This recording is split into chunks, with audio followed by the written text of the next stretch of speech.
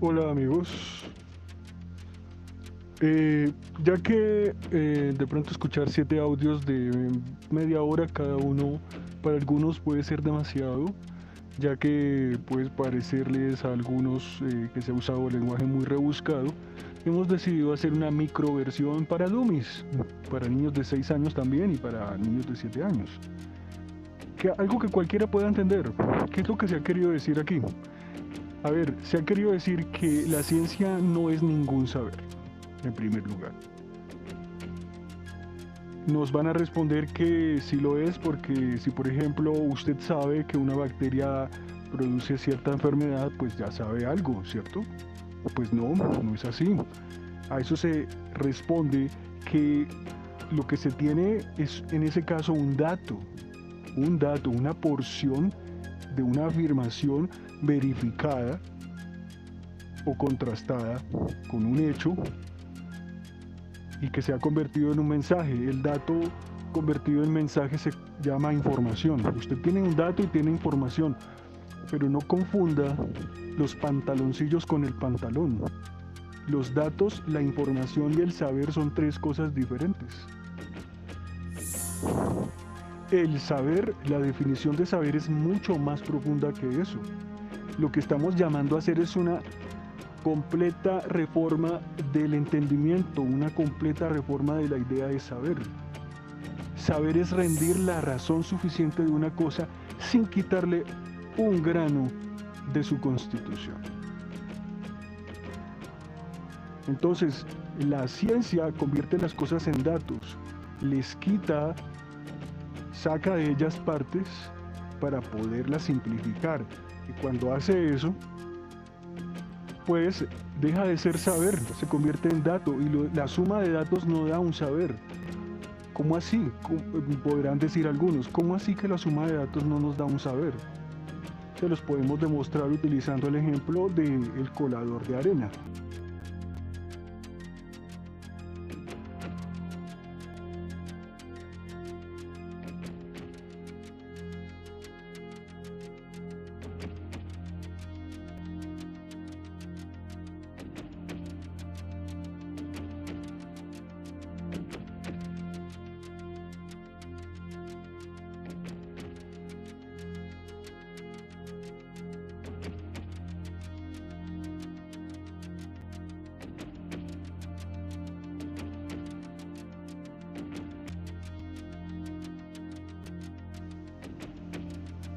Imagine que usted tiene un colador de arena muy bueno y muy fino y le entra una gran cantidad de cosas, especialmente arena, pero también otras cosas.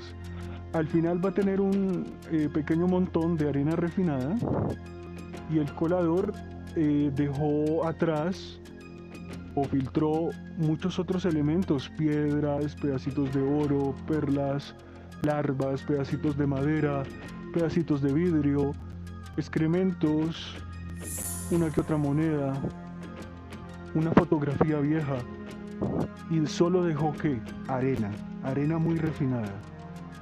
Entonces, ¿qué vamos a hacer? Vamos a coger a esa arena y ¿sabe cómo la vamos a llamar? La totalidad de la realidad. Y todo lo que quedó afuera, vamos a decir, metámoslo debajo de la alfombra, eso nadie se va a dar cuenta que no estuvo ahí. Todos esos elementos vamos a decir que no existen, los vamos a eliminar, vamos a decir que no son importantes, vamos a decir que son despreciables, vamos a decir que son algo que no importa, no le quita ni le pone a la realidad, no le quita ni le pone. Entonces, ese colador de arena es el método científico. El método científico es como un colador de arena que toma toda la realidad, imagínese usted, todo lo que existe y lo filtra. Lo convierte en una expresión matemática. Y todo lo que no se puede matematizar y todo lo que no se puede, incluir en ese método porque es muy grande o muy estorboso, se elimina, se deja por fuera.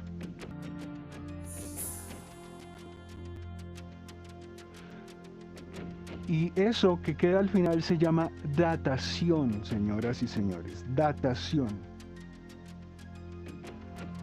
Pero resulta que a la realidad o a la naturaleza no le ha faltado materia desde lo mínimo hasta lo máximo para producirlo todo. Y no solo produjo datos la señora naturaleza, produjo muchas cosas, inclusive cosas que no son físicas, metafísicas. Sí, señor, metafísicas, que no se pueden reducir a los datos. Entonces, el método científico, el gran filtro de arena, el gran colador de arena, es un producto que estamos tratando de vender diciéndole al comprador que no se preocupe. Todo se puede saber con este método porque todo cabe por él. Y lo que no cabe, pues no existe, hermano. Lo eliminamos. Así de sencillo. ¿Quién se va a dar cuenta? ¿A quién le importan esas cosas que no son datables? A nadie. Y si nos preguntan por ellas, decimos que no hay evidencia de su existencia. Ah, bueno, sí, compremos ese producto. Parece muy bueno. Pero para el que examina las cosas, es evidente que lo que resulta de ese producto no es ni siquiera el 1% de lo que es la realidad. No alcanza ni siquiera a cubrir la mitad de la realidad. Entonces, si el saber era, repetimos la definición, rendir la razón suficiente de algo sin quitarle nada de su constitución, de la manera más integral posible, entonces pues la ciencia no es un saber. Solo es una máquina que convierte las cosas en datos, es un datador, una datación. Y esa datación, así se acumulen montañas de datos, nunca va a dar el saber. Porque allá atrás, ¿se acuerdan? Quedaron una cantidad de elementos reciclados que no entraron en el colador de arena y nunca jamás van a poder entrar ahí. Entonces, ahí no se está rindiendo la razón suficiente de las cosas, se les quitó gran cantidad de su ser. El ser quedó incompleto, mejor dicho.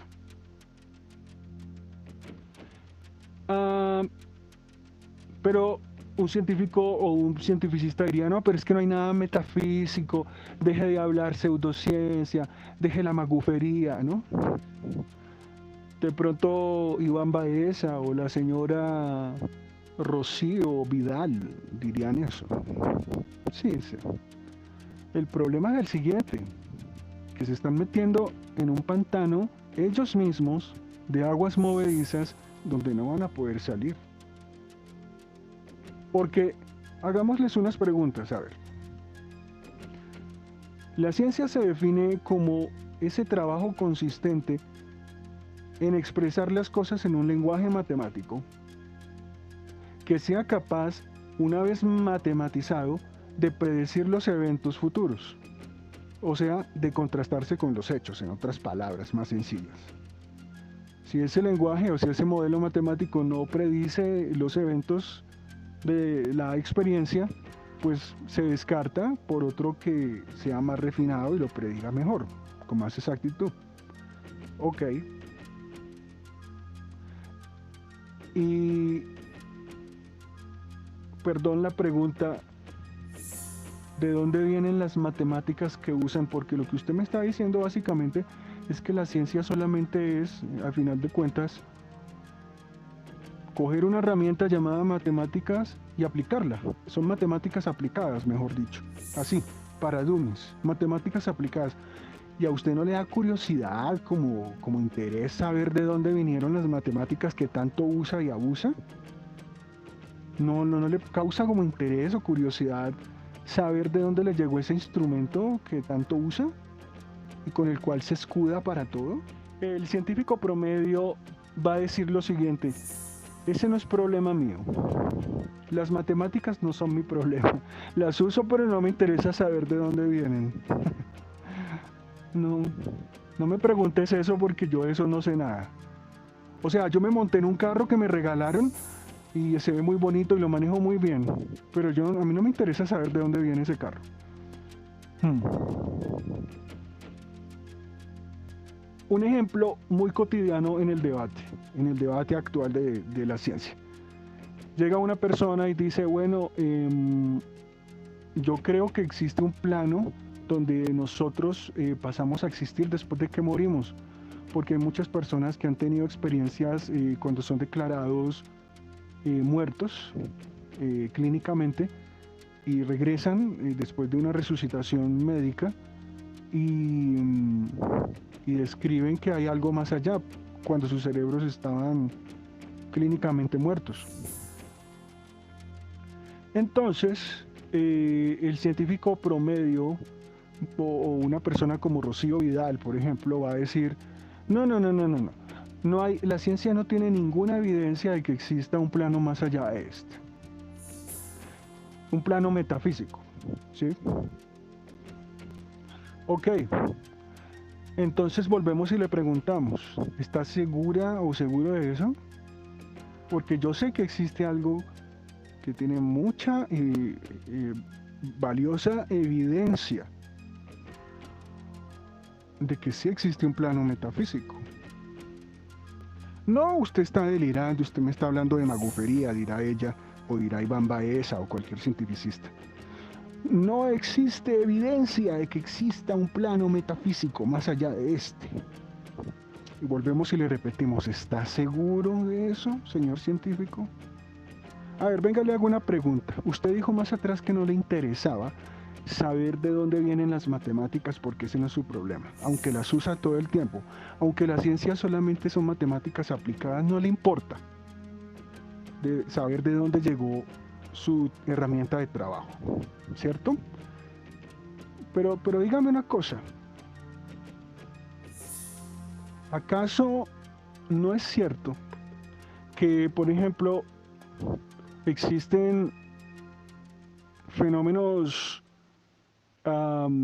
de conciencia después de la muerte? El científico va a decir sí, pero eso es el cerebro que está delirando, que fue diseñado para crearse una fantasía, una realidad virtual después de la muerte para evitar el trauma. Muy bien, se le responde al científico, pero usted está sugiriendo entonces que el cerebro está, antes de morir, diseñado por algún tipo de inteligencia que lo produjo y que planificó antes de la misma muerte cómo iba a ser la muerte y cómo iba a reaccionar la muerte, o cómo iba a reaccionar el cerebro a la muerte. Usted me está hablando de un ente metafísico, un diseñador que se tomó el trabajo de diseñar hacia el cerebro, ¿no? El científico me va a responder, no, yo no estoy diciendo eso. Yo estoy diciendo que de las leyes naturales, ¿sí?, de la física, del funcionamiento del cerebro, se sigue ese diseño. Muy bien, se le contrapregunta. Muy bien, señor científico, pero lo que usted está diciendo es que entonces las leyes de la física son capaces de diseñar las estructuras, por ejemplo, del cerebro y prevenir cómo va a morir y cómo va a ser su reacción a la muerte. Es decir, que estas leyes piensan. El científico me va a decir, no, yo no quise decir eso. Lo que yo quiero decir es que esas leyes de la física que produjeron al cerebro se desprenden de la matemática, de las leyes matemáticas. Y al matematizarlo, arroja pues unos comportamientos o unas pautas. Ok, se le contrapregunta al científico, entonces, lo que usted está queriendo decir es que son las leyes de la matemática, la lógica matemática, las que produjeron las leyes físicas, que a su vez originaron el comportamiento del cerebro incluso cuando va a morir. O sea que estas leyes matemáticas existen antes de la muerte, ¿cierto? Y antes de la vida. Eso es lo que usted está queriendo decir. Lo que le estamos queriendo preguntar a usted, señor científico, es ¿de dónde vienen las leyes matemáticas del universo? ¿Por qué esas leyes? ¿Quién las puso? ¿Por qué se comportan de esa manera y no de otra? El científico va a decir lo siguiente: mire, eso es un gran misterio. Eso solo es, yo no tengo mucho que decir sobre eso. No me pregunte porque yo no tengo nada que decir sobre eso, eso es un misterio. Entonces nosotros le contrapreguntamos al científico, un misterio. O sea que usted cree y trabaja con un misterio. A ver si entendí mal o entendimos mal. Si las matemáticas, el origen de las matemáticas es un misterio. Si el origen de las leyes del universo que incluyen el funcionamiento del cerebro humano son un misterio, entonces usted trabaja con un misterio. Eso es lo que me está queriendo decir, señor científico. Además, esa cosa con la que usted trabaja, que es un misterio, las matemáticas, es una cosa metafísica. El científico va a decir, no, no es metafísica porque con eso yo controlo el comportamiento de la experiencia, de los eventos que suceden, como las leyes de la caída de los cuerpos.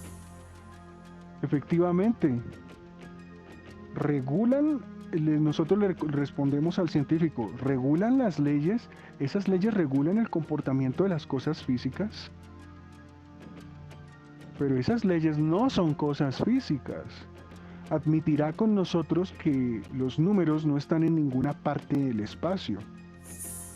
Aquí no está el 1 frente a mí, ni el 2 ni el 3, ni la función de onda tampoco. Estaremos de acuerdo en que los entes matemáticos son entes que no tienen ni tiempo ni espacio, ni tampoco tienen energía, no tienen materia, no tienen masa. Esa es la definición de metafísica. Si quiere, incluso son entes esotéricos, porque no se pueden conocer su origen. Usted acaba de decir que son un misterio. Esa es la definición de algo esotérico. O sea que usted tiene el descaro de decir que no existe evidencia de un mundo metafísico cuando usted me está confesando, señor científico, que usted trabaja con una cosa metafísica y cree en ella todos los días, las matemáticas. Algo que no existe en este plano, pero que lo regula. Algo suprafísico y esotérico, porque es un misterio que nunca se va a llegar a saber de su origen. ¿Y usted tiene el descaro de decir que no hay evidencia de que existe un plano metafísico? Entonces, si las matemáticas están en ese plano, ¿por qué no podrían estar otras cosas? Como, por ejemplo, el alma de una persona que muere. Porque evidentemente los pensamientos,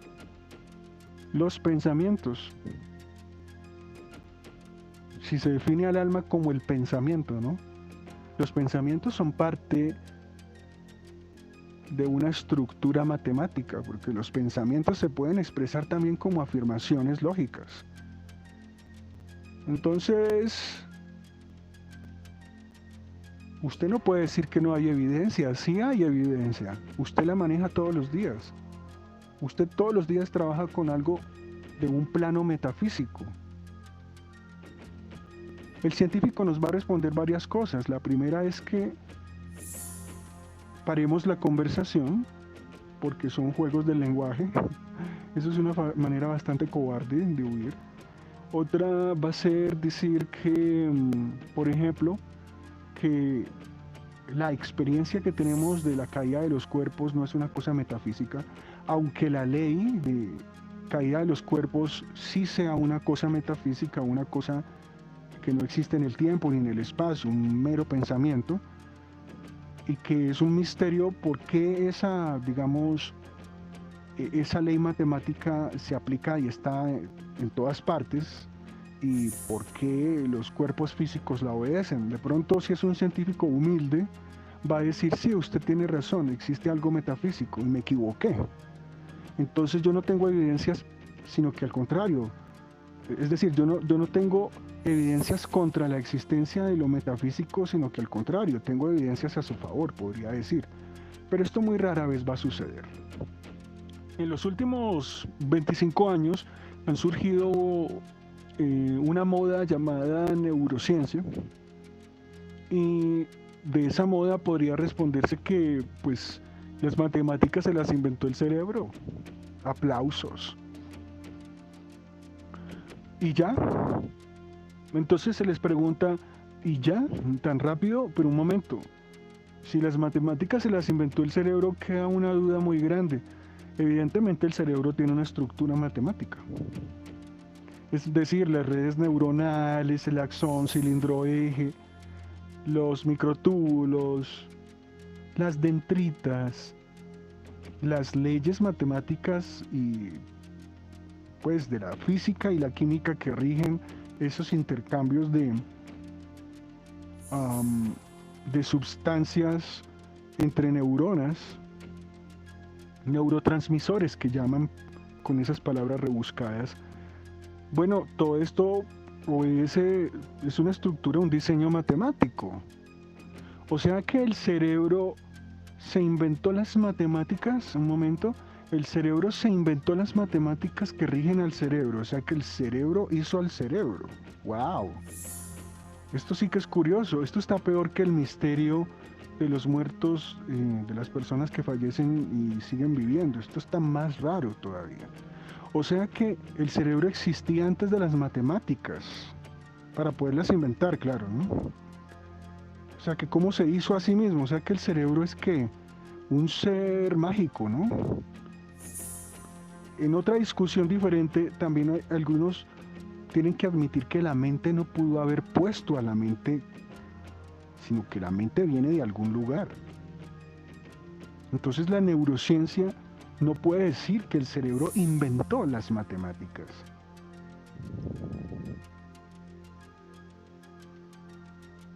En últimas, lo que estamos mostrando con todo esto es que la ciencia está en muy graves aprietos,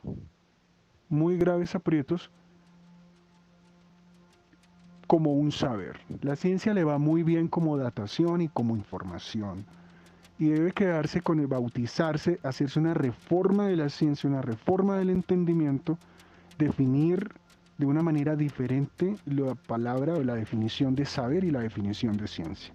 No es una cuestión de palabras, es una cuestión de ideas. La ciencia no es saber, la ciencia es datación, ¿vale?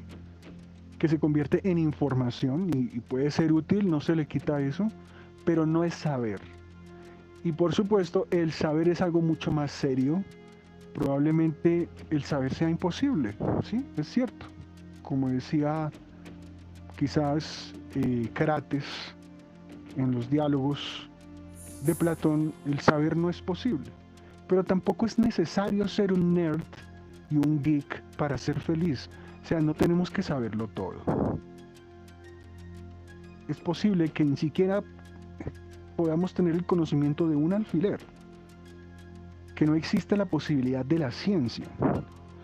Pero, ¿por qué tenemos esta obsesión con tener la ciencia? Si la naturaleza no nos mandó a ser unos coleccionistas de datos.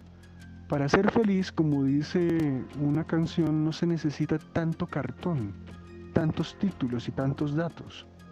Eso va a ser otro tema de otros materiales, de otras materias que vamos a tratar acá. Pero el punto es ese. Hacer entender que la ciencia es la primera en tener la primera evidencia de la primera cosa metafísica, y no solo metafísica, sino que esotérica, que existe en la realidad y se llama las matemáticas. Las matemáticas son un ente no físico que no está en este plano. Los números no están en este plano, aunque alguien nos diga, sí, los números están en este plano porque están en todas las cosas, yo le voy a decir, pero ¿cómo puede ser que algo que esté en este plano pueda tener el don de la ubicuidad? Sería muy raro. En este plano nadie lo tiene. Está en otro plano. Porque si los números están en todas las cosas, si usted está aquí en Brasil y aquí tiene el número 1 en una relación de 1 metro y está en China y hace la medición y le da 1 metro también, ¿cómo es posible que el 1 esté en ambos lados al mismo tiempo? Y usted siga diciendo que eso pertenece a este plano de la realidad cuando nosotros los seres humanos ni ninguna cosa que conozcamos puede estar en 2 cosas al mismo tiempo, salvo los números. No están al mismo tiempo, lo que quise decir, dirá la persona que está todavía tratando de defender a la ciencia. Lo que quiero decir es que es una... Bueno, no quiero decir nada, esos son problemas del lenguaje, es lo que nos van a comenzar a responder, esos son problemas, pseudo problemas del lenguaje que usted está tratando de crear, como decía Wittgenstein, y nosotros seguiremos insistiendo. Sí, las matemáticas y las leyes físicas están en todas partes y en ninguna. La ley de caída de los cuerpos se aplica acá en este instante y se está aplicando en miles de millones de momentos en todo el cosmos en estos momentos. O sea que viaja más rápido que la velocidad de la luz. O sea que hay algo que viola la velocidad de la luz. La velocidad con que se mueven las leyes físico-matemáticas. Y usted me dice que eso es una cosa de este plano de la realidad. Eso es una cosa metafísica, señor. Una cosa incluso esotérica. ¿Por qué esotérica? ¿Por qué? ¿Por qué usamos esa palabra? Se denomina esotérico a lo que es un misterio. Los mismos científicos lo dicen. El origen de las matemáticas y esa capacidad de estar en todas partes es un misterio que jamás podremos resolver. ¿Por qué nunca lo podremos resolver? A ver, aclaremos esto para terminar este trabajo. ¿Por qué? Eso no es que mañana de pronto en 2000 años la ciencia va a avanzar hasta resolver eso. Mentira. El método científico no puede trabajar con cosas metafísicas. ¿Ya? ¿Con eso queda claro? Así que nunca va a poder trabajar ese tema porque es metafísico.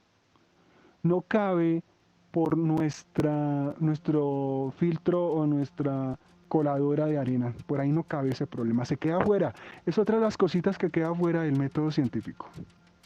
Es para que vayamos viendo, señores, o personas que como Vidal, Rocío Vidal o como Iván Baeza, salen al mundo a decir que no hay evidencia de lo metafísico, que no hay evidencia de lo esotérico, cuando ellos todos los días llegan y le prenden una velita a un ente metafísico, a un ente esotérico, a algo que está en otro plano, en otra dimensión espiritual, si se quiere, llamado matemáticas, y son tan ciegos que ni siquiera se lo han notado hasta hoy.